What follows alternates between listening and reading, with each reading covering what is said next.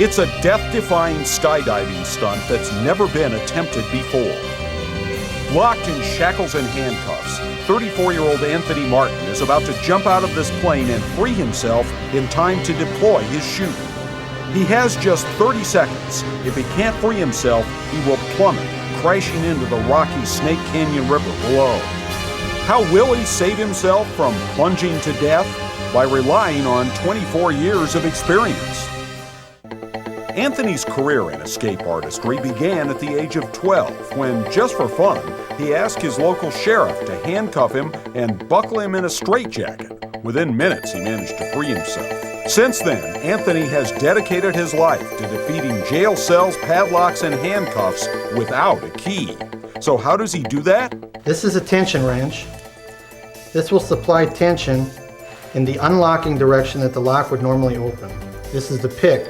This is the tool that will normally, if done properly, raise the tumblers, mimicking what the key does, and opening the lock. Anthony uses the same principle when getting out of cuffs. Now what I'm doing is I am feeling for this spring-loaded latch that holds the lock shut, and once I feel it, I'm able to depress it, and then the handcuff will open. As if picking locks isn't difficult enough, Anthony, in his quest for a greater challenge, added the element of danger to his acts. Watch this incredible aerial escape. Bound by 2 sets of handcuffs and locked in a steel box, Anthony is tossed out of a plane at 14,500 feet. In less than 60 seconds, he frees himself from his flying coffin. Later, he did the unthinkable. Restrained by locks and chains, Anthony climbs into a steel cage and is lowered 16 feet to the bottom of a frozen lake.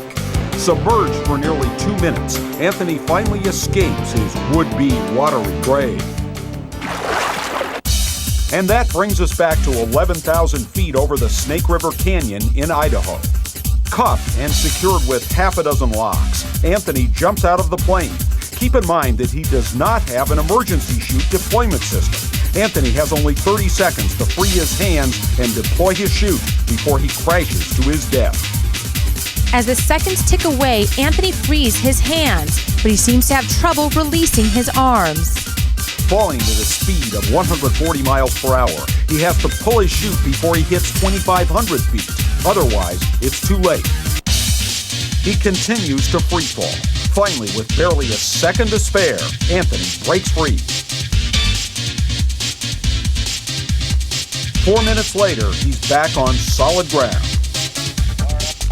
Anthony says his great escape was extremely fulfilling, and even though he has tremendous experience and knowledge cracking locks, every time he attempts a new feat, there is always tension in the air. I'm a professional, this is what I do. Fear is a good thing. Fear is what keeps us from getting hurt.